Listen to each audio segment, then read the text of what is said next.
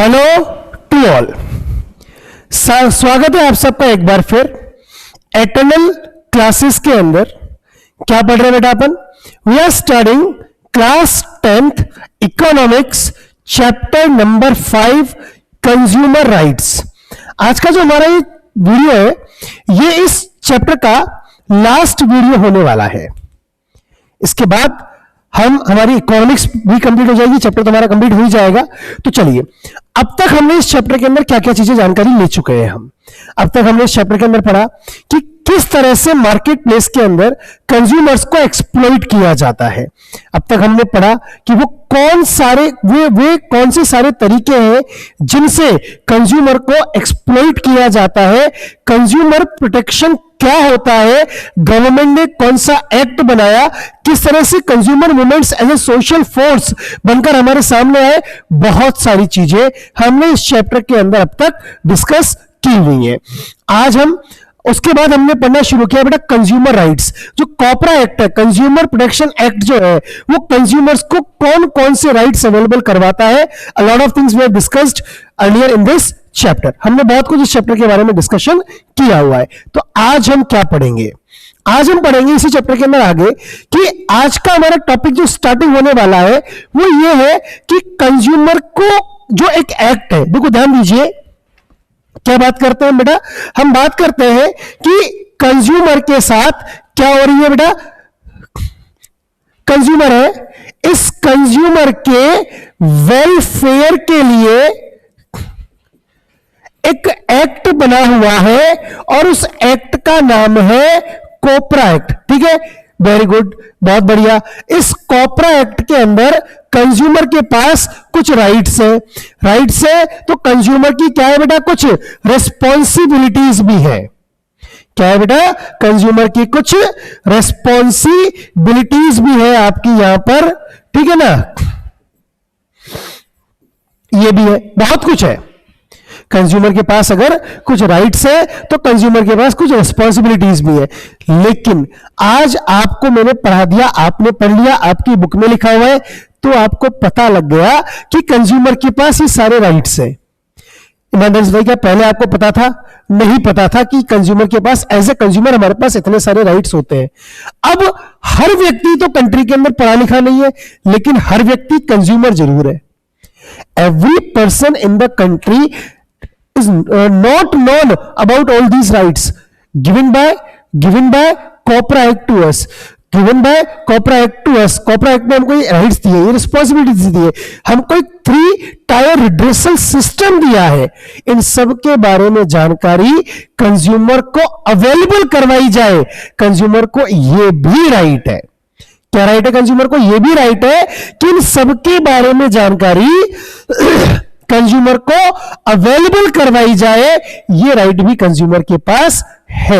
Consumer को इन सब चीजों की जानकारी मिले, ये भी उसका अधिकार है। क्यों? क्योंकि अगर उसको जानकारी नहीं मिलेगी तो भैया उसके लिए कोई मतलब नहीं है, कुछ भी रखा हो कुछ भी नहीं रखा हो। आज आपकी बुक में 5 चैप्टर दिए हुए, 5 में से अगर आपको 4 पढ़ा दिया जाए और एक नहीं पढ़ाया जाए तो होगा सिलेबस में। अगर आपने नहीं पढ़ा तो सिलेबस में होने नहीं होने का कोई मतलब नहीं है। इसी तरह से इंडिया में हमारा लेजिस्लेचर ने, हमारी गवर्नमेंट ने कंज्यूमर प्रोटेक्शन के लिए एक्ट बना दिया, लेकिन उस एक्ट के अंदर क्या है, उस एक्ट के प्रोविजंस क्या है, कंज्यूमर के पास क्या क्या राइट्स है, कंज्यूमर के पास क्या क्या रिस्पॉन्सिबिलिटीज है, इन सब की जानकारी भी कंज्यूमर को होना जरूरी है। क्योंकि अगर कंज्यूमर के पास इन सब चीजों की जानकारी नहीं होगी तो उसके लिए इन सब चीजों के होने नहीं होने का बेटा कोई मतलब नहीं रह जाएगा। तो वही बात मैं आपको यहां पर समझाना चाह रहा हूं बेटा कि अगला जो टॉपिक है हमारा, जो अगला पॉइंट है वो उसी से बिलोंग करता है कि learning to become well informed consumer. अगर कंज्यूमर को इन सब चीजों की जानकारी मिल जाएगा तो वो वेल इन्फॉर्म्ड कंज्यूमर कहलाएगा। When we as consumer become conscious, मतलब जब हम जागरूक हो जाएंगे ऑफ आवर राइट्स, किसके बारे में कि भैया हमारे पास क्या क्या अधिकार है। आपको मैंने पढ़ा दिया इसलिए आपको पता है, लेकिन एज ए कंज्यूमर क्या सबको पता है? नहीं। तो हम क्या करेंगे? While purchasing various goods and services we will be able to discriminate and make information informed choices. तो हम भी भेदभाव करेंगे, हम भी कहेंगे कि भैया हमारे साथ कुछ चीजें छुपाओ मत, हम हमारे राइट्स की डिमांड करेंगे, राइट्स की जब हम डिमांड करेंगे तो हमें वो राइट्स दिए जाएंगे, तो हम खुद भी क्या होंगे, उनके लिए जागरूक होंगे। लेकिन कब? जब हमें इन सब चीजों की जानकारी होगी। So this calls for acquiring the knowledge and skills to become a well informed consumer। इस बात को क्या कहते हैं बेटा कि नॉलेज एक्वायर करोगे, वेल इन्फॉर्म्ड कंज्यूमर कब बनोगे? जब आपको जानकारी मिलेगी। मैं बार बार कह रहा हूं, आपको मैंने पढ़ा दिया, आपको जानकारी मिल गई, लेकिन जिन लोगों ने अभी तक नहीं पढ़ा या जिनके जो क्लास 9th में आई नहीं या क्लास 9th की इकोनॉमिक्स का चैप्टर नंबर 5 नहीं पढ़ा, तो क्या एज ए कंज्यूमर उनके पास राइट नहीं है? राइट तो सबके पास है, तो उनको भी किसी न किसी मीडियम से क्या करना पड़ेगा, इन सब चीजों की जानकारी उपलब्ध करवानी होगी। How do we become conscious of our rights? कैसे हमें हमारे राइट्स के बारे में जानकारी मिले? Look at the poster. देखो मैं आपको दिखाता हूं, यहां पर आपने ना कई बार टीवी में, न्यूज़पेपर में इस तरह की इमेजेस देखी होंगी, जहां पर ना सिंबल आता है जागो ग्राहक जागो वाला। मतलब जहां पर कंज्यूमर को ना बहुत तरीके से गवर्नमेंट क्या करती है बेटा, न्यूज़पेपर में ऐड देती है। गवर्नमेंट ने क्या कर रखा है, बहुत सारी वेबसाइट्स बनाई हुई है। गवर्नमेंट ने क्या कर रखा है, एनजीओस को हायर किया हुआ है। मतलब the ways by which it is the responsibility of government, it is the responsibility of government, government की रेस्पॉन्सिबिलिटी है कि वो क्या करे, कंज्यूमर्स को इन सारे राइट्स के बारे में समय समय पर जानकारी उपलब्ध करवाए। और कंज्यूमर गवर्नमेंट उसके लिए क्या करती है, समय समय पर इस तरह के पोस्टर्स हमारे को न्यूज़पेपर में देती है, कई तरह की कैंपेन चलाती है ना, कंज्यूमर वेलफेयर प्रोग्राम्स लॉन्च करती है। तो गवर्नमेंट कई तरीके से क्या करती है, हमको इन सब चीजों के बारे में अवेयर करती है। ठीक है, तो कंज्यूमर को जब इन सब चीजों की जानकारी मिलती है तभी कंज्यूमर इन सब चीजों के बारे में अवेयर होगा। ठीक है, आगे बात करते हैं अपन। क्लियर है यहां तक? बहुत बढ़िया। चलिए अगली बात हम एक और टॉपिक यहां पर डिस्कस करते हैं। एक बड़ा इंपॉर्टेंट टॉपिक मैं आपके साथ यहां पर डिस्कस करने जा रहा हूं। बहुत ध्यान से समझिएगा कि जो टॉपिक मैं आपके साथ यहां पर डिस्कस करने जा रहा हूं, गवर्नमेंट ने कुछ एजेंसीज बनाई हुई है बेटा। क्या बनाई हुई है? एजेंसीज। फॉर एग्जाम्पल अगर आप कोई भी इलेक्ट्रिसिटी प्रोडक्ट परचेज करते हो तो आप देखते होंगे उस इलेक्ट्रिसिटी प्रोडक्ट के पीछे टैग के ऊपर इस तरह से आईएसआई मार्क का लगा हुआ होता है, या ये जो स्विच है ना, इसके यहां पर कोई भी इलेक्ट्रिक प्रोडक्ट के ऊपर देखना इस तरह से आईएसआई का हॉलमार्क लगा हुआ होगा। आप कोई भी ज्वेलरी परचेज करते हो तो उस पर इस तरह से हॉलमार्क आपको चेक करना चाहिए। आप कोई भी क्या करते हो, एग्रीकल्चर प्रोडक्ट परचेज करते हो तो उसके ऊपर इस तरह से एजी हॉलमार्क, एजी मार्क का लगा हुआ होता है। ठीक है, आप अगर उसके साथ एक नंबर लिखा होता है। आप अगर कोई भी फूड प्रोडक्ट परचेज करते हो तो उसके ऊपर आईएसओ या एफ इस तरह से लिखा हुआ होता है। तो ये कुछ एजेंसीज बनाई हुई है। गवर्नमेंट ने क्या किया है, कुछ एक इंडियन स्टैंडर्ड इंस्टीट्यूशन बनाया हुआ है जिसका काम क्या है कि जो प्रोडक्ट है उसकी क्वालिटी मेजर्स को अश्योर करना। इस इंस्टीट्यूट का काम क्या है कि वेरियस टाइप्स के जो प्रोडक्ट होते हैं ना, उनको एक आईसीआईसीआई, आईएसआई या हॉलमार्क या जो भी एक मार्का प्रोवाइड करवाते हैं, और वो मार्का अपने आप में इस बात की श्योरिटी है कि आपका प्रोडक्ट एक सर्टेन क्वालिटी को मेंटेन करता है। क्लियर है कि बात समझ में आ गई? तो देखो क्या लिखा है यहां पर कि while buying many commodities on the cover you might have seen a logo with the letter ISI। क्या लिखा है? ISI। देखो जिस तरह से यहां पर लिखा हुआ ना ISI, इस तरह से ISI लिखा होता है। ठीक है, या फिर क्या लिखा होता है, एगमार्क। एगमार्क मतलब एजी है ना, ये एग्रीकल्चरल प्रोडक्ट्स के ऊपर होता है। ठीक है, उसके बाद हॉलमार्क। हॉलमार्क मतलब कहां पर होता है, ज्वेलरीज के अंदर जो मार्का मिलता है वो कौन सा होता है, हॉलमार्क होता है। और प्लस एफ, ये फूड प्रोडक्ट्स के लिए होता है। अच्छा मैं एक बार बताता हूं, कई बार आप फूड प्रोडक्ट परचेज करो तो ना वेज अगर होगा, अगर वो प्रोडक्ट कौन सा होगा बेटा, वेज होगा, तो उसके ऊपर ना इस तरह से ग्रीन डॉट बना हुआ होगा। अगर वो प्रोडक्ट नॉनवेज होगा तो उसके ऊपर ना इस तरह से रेड डॉट बना हुआ होगा। ये दोनों सिंबल भी अपने आप में क्या इंडिकेट कर रहे हैं कि भैया अगर ग्रीन डॉट है तो वो वेज प्रोडक्ट है, अगर रेड डॉट है तो वो नॉन वेज प्रोडक्ट है। तो इस तरह से एक स्टैंडर्ड फिक्स हो जाता है। क्या होगा उससे बेटा, एक स्टैंडर्ड फिक्स कर दिया जाता है। आगे देखिए, तो हमने बात की जो लोगोज बने हुए होते हैं, so these logos and certification help consumers get assured of quality while purchasing the goods and services। आगे ना बात, क्यों क्या यूज है इनका, इन लोगोस का, इन हॉलमार्क्स का यूज क्या है, ये क्वालिटी अश्योरेंस देते हैं। क्या देते हैं बेटा, ये क्वालिटी की गारंटी देते हैं कि जो भी प्रोडक्ट आपने परचेज किया है वो निश्चित रूप से एक सर्टेन क्वालिटी का है और वो आपको यूज करना चाहिए। आगे देखते हैं, these organizations that monitor and issue these certificates allow producers to use their logos provided they follow certain quality standards. अब ये ऑर्गेनाइजेशंस क्या करती है, केवल उन्हीं प्रोड्यूसर्स को, उन्हीं मैन्युफैक्चरर्स को इन लोगोस को यूज करने के लिए परमिशन देती है जो ऑर्गेनाइजेशंस, जो मैन्युफैक्चरर्स उस सर्टेन क्वालिटी को क्या करते हैं, मैनेज कर रहे हैं, जो सर्टेन क्वालिटी के को मेंटेन करके चलते हैं ना, उन्हीं को इनको यूज करने की परमिशन दी जाती है। बहुत ध्यान रहे, मतलब जो अगर आपको ये लोगो दिख गया, दैट मींस वो मैन्युफैक्चरर, वो प्रोड्यूसर उस सर्टेन क्वालिटी के प्रोडक्ट्स को यूज कर रहा है। आगे देखिए, दो these organizations develop quality standards for many products, it is not compulsory for all producers to follow standards। जरूरी नहीं है कि इनको फॉलो करें, लेकिन इनको फॉलो करेंगे तो प्रोडक्ट में क्वालिटी का एश्योरेंस होगा और वो क्वालिटी मार्केट में अच्छी, मतलब वो प्रोडक्ट मार्केट में अच्छा सेल होगा। However, for some producers that affect the health and safety of consumer or a producers of mass consumption like LPG cylinder, food colors and additives, cement, packaged drinking water, it is mandatory on the part of the producers to get certified by these or organizations। अच्छा, कई बार क्या होता है कि जो बहुत bulk में product बन रहा है तो भैया सारे के सारे प्रोडक्ट्स को चेक नहीं करा सकते, तो वो कंपनी अपने आप को ISI रजिस्टर्ड करा लेती है। कंपनी ने अपने आप को ISI रजिस्टर्ड करा लिया ना, तो वो कंपनी के लिए श्योरिटी होगी, अभी कंपनी जो भी चीज बनाएगी ना वो उसी क्वालिटी का प्रोडक्ट बनाएगी, उसको हर प्रोडक्ट को अपने को चेक करवाने की आवश्यकता नहीं होती है। क्लियर? चलिए आगे बढ़ते हैं फिर अपन। अब अगला टॉपिक क्या है बेटा हमारा, taking the consumer movement forward. ध्यान दे, बहुत अच्छा टॉपिक है कि अब हम ये देखते हैं, हमने देखा कि consumer movements as a social force emerge हुए। क्या देखा बेटा हमने कि consumer movements as a social force emerge हुए। तो क्या ये कंज्यूमर मूवमेंट्स अच्छे थे? क्या इन कंज्यूमर मूवमेंट्स का होना ठीक था?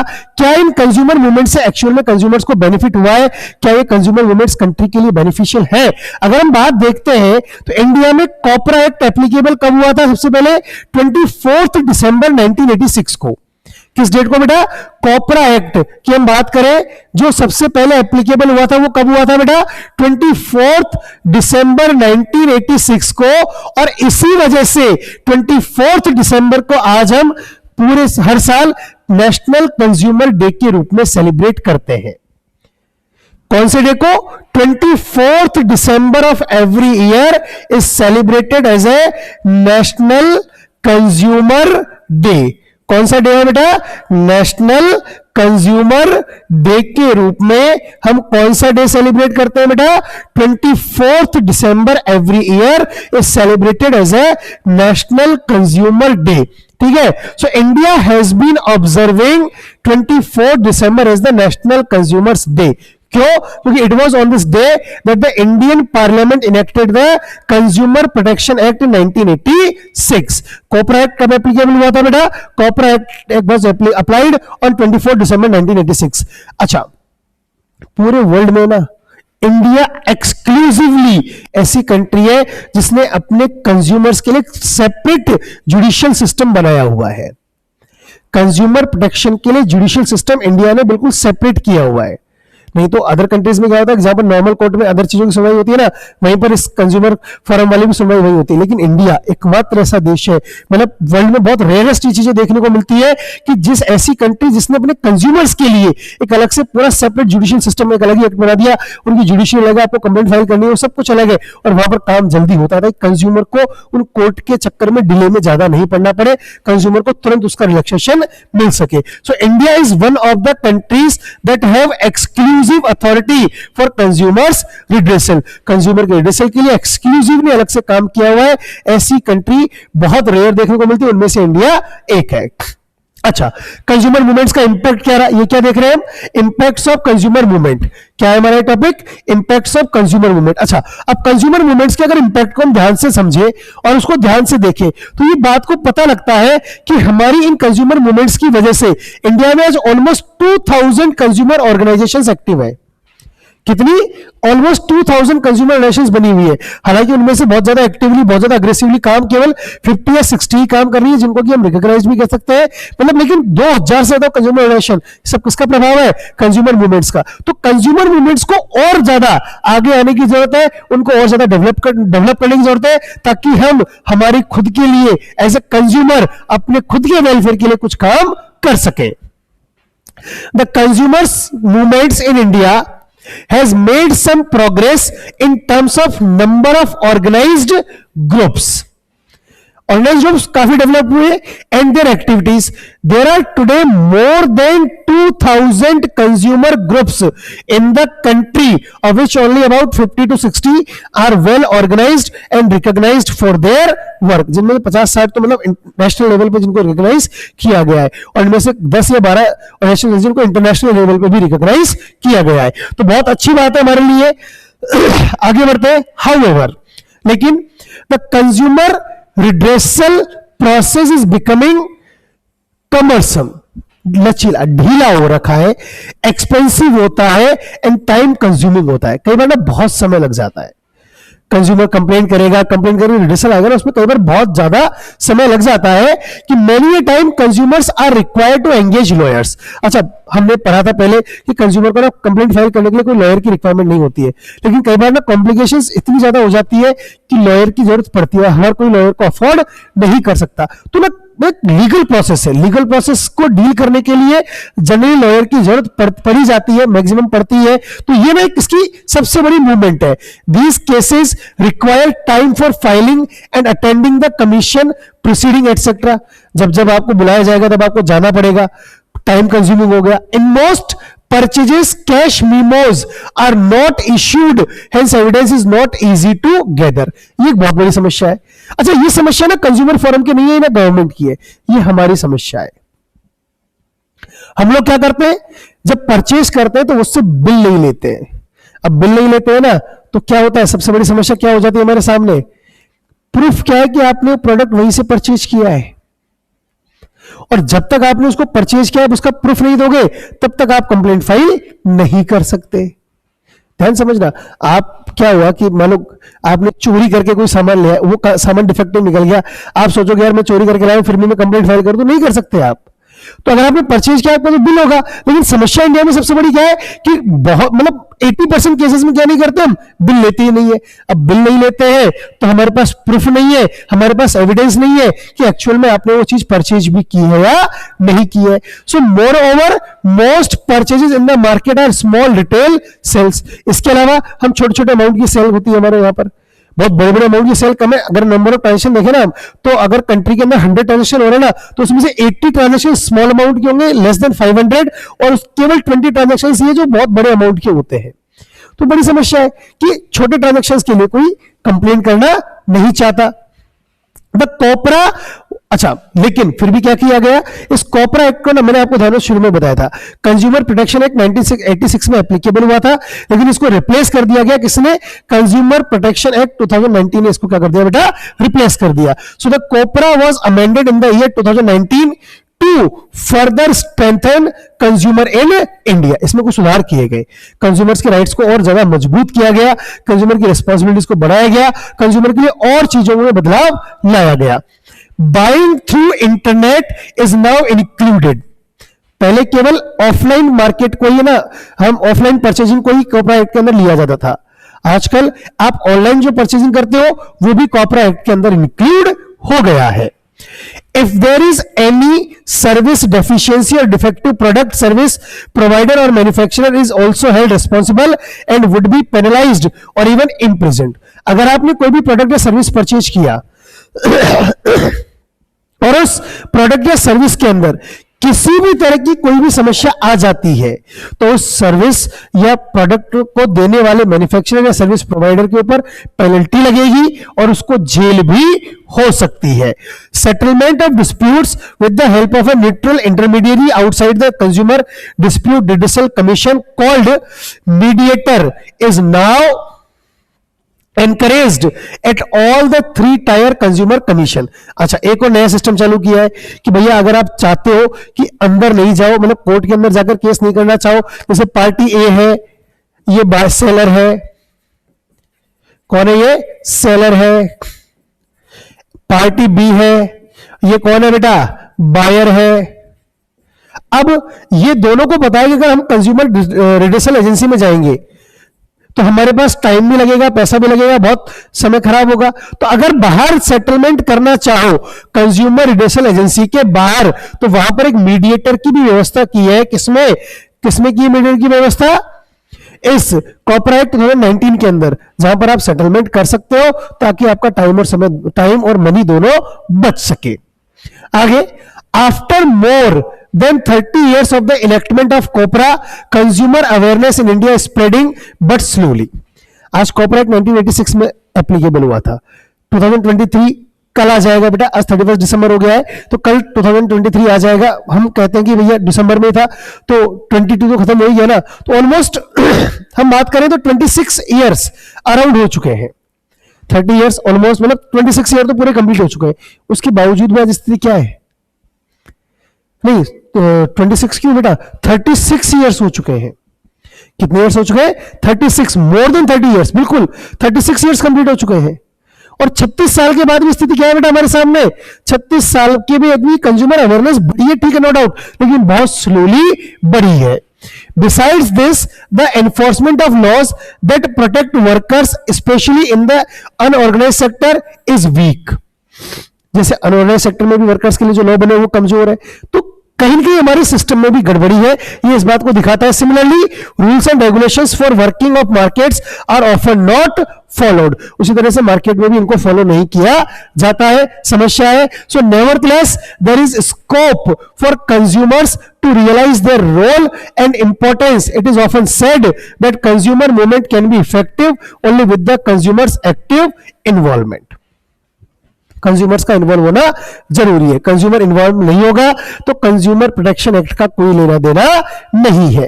It requires a voluntary effort and struggle involving the participation of one and all. हम सबके प्रयास से ही हम आगे बढ़ सकते हैं और बहुत कुछ कर सकते हैं। कंज्यूमर्स को एक साथ आना होगा ताकि सब मिलकर क्या कर सके, एक होकर, एकजुट होकर अपना काम कर सके। So that's all about the chapter.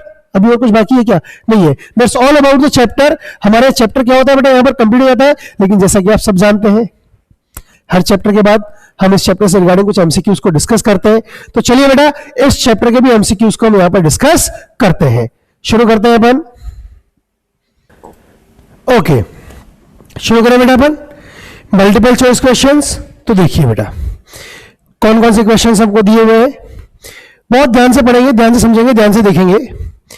Question number 1 देखिए, क्वेश्चन नंबर 1 पढ़िए और बताइए कि consumer education helps the children aware of their right for. किस चीज के लिए? सर्वाइवल के लिए नहीं, डेवलपमेंट के लिए नहीं, प्रोटेक्शन के लिए, या ऑल ऑफ द अबव। क्या आंसर होगा बेटा इसका? सारे बच्चे देखिए और रिप्लाई कीजिए, इसका क्या आंसर होना चाहिए? For protection. तो कंज्यूमर एजुकेशन चिल्ड्रंस की हेल्प करती है, किस चीज के लिए बेटा? प्रोटेक्शन के लिए। ठीक है, यहां तक आगे बढ़ते हैं। नेक्स्ट क्वेश्चन, क्वेश्चन नंबर 2 क्या कह रहा है आपसे कि generally consumers are exploited by. Generally consumers को एक्सप्लॉइट कौन कैसे किया जाता है?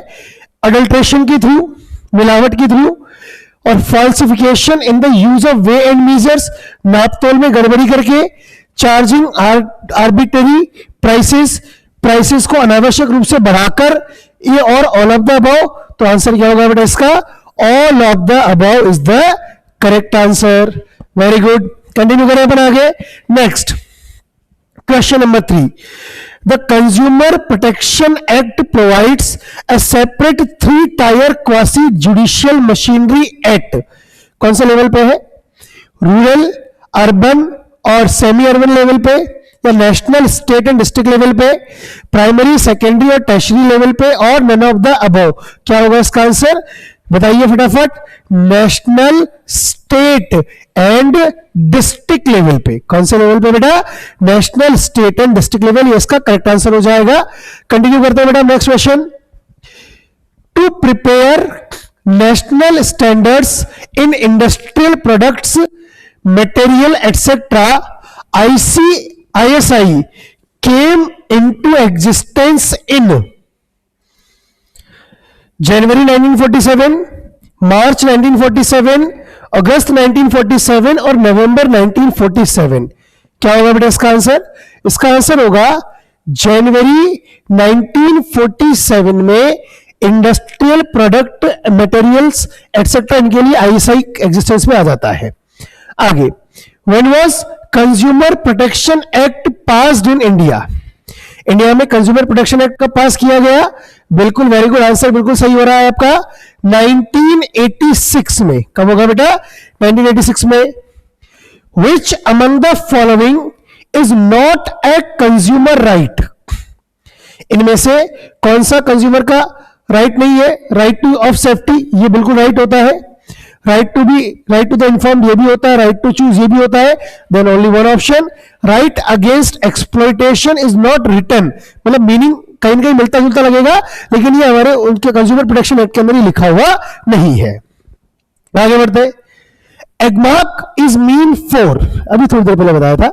एगमार्क क्या इंडस्ट्रियल या एग्रीकल्चरल या माइनिंग या नन ऑफ दिस? तो Agmark is mean for agricultural. Agmark किसके लिए बेटा? एग्रीकल्चरल के लिए। आगे बढ़े बेटा अपन। Next question, question number 8। MRP is mainly related with, MRP maximum retail price for sale price, price और नन ऑफ द अबव।